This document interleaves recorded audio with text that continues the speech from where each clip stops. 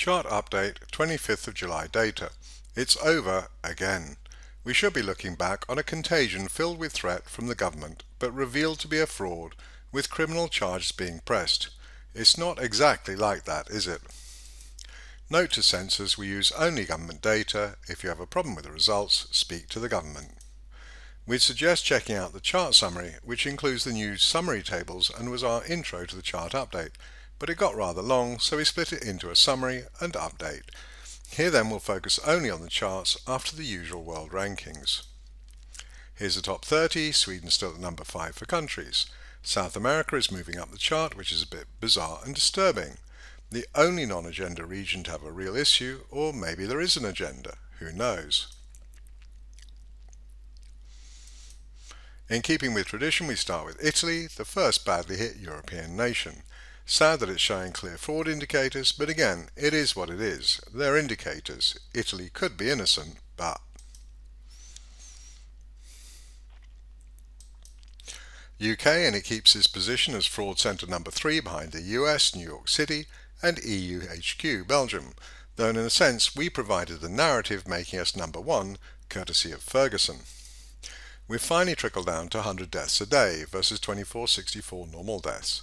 But over? Oh no, not sick people are still testing positive, so masks and lockdown, still waiting on that vaccine. New York City likewise at a normalized 100 deaths per day, and 92 death days when in the Far East is typically 0.2. Nice going, New York City, wake up. Here's the whole USA elegantly demonstrating the farce of testing, the latest excuse for tyranny, and it's managing even to stay above 100 deaths per day. Keep it going, USA. Whereas Belgium, worst hit nation in the world, has allowed itself to drop to 10 deaths per day. They got the result they needed. The agenda has been massively successful. The rest of the world, Africa and Algeria first, trickling along at 10 deaths a day. Overall mortality 0.7% of normal deaths, not an issue. South Africa are not sure what they're up to, managing a near linear exponential climb when it was all sorted, it seemed, a long time ago. Overall mortality 3%, but where on earth are they going? Zambia, and they've managed to accumulate a grand total of 0.3 death days, a third of a normal day's deaths in 4 months. Overall mortality 0.2%, not an agenda country then. Americas and Barbados, no deaths since forever, overall mortality 0.8%, 1 death day. Over, but still paranoid sadly. Cautious, let's hope they get over it. Brazil and trickling along at perhaps 500 deaths per day, difficult to read off log scales, around 20% of a day's deaths. A bit weird for a contagion to be flat like that, but not a threat to society. Canada, and finally heading down to 10 deaths a day, overall mortality 6.4%, so no excuse for ending democracy. How's it going over there? Ecuador, a rather bizarre relationship to data, very sporadic, 8.7% of overall mortality, and maybe 200 deaths a day, 10%. Noticeable, but not a threat to society. Mexico, deaths curling over, but again looking flat. What are these guys doing to achieve that? Overall mortality 9.3%, again noticeable, but not a threat to society. Austria, and at 3 death days in 5 months, I'd say it's fair to COVID to call it a non-event at 2.2% of overall mortality. Can Austria and Greece lead Europe to freedom? Wouldn't that be nice?